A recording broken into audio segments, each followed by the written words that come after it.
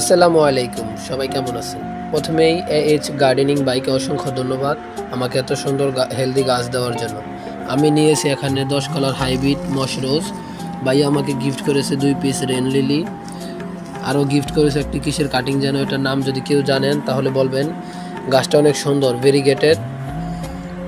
আর এটা কি হ্যাঙ্গিং টবে লাগানো যাবে কিনা একটু জানায়েন তো, অনেক সুন্দর।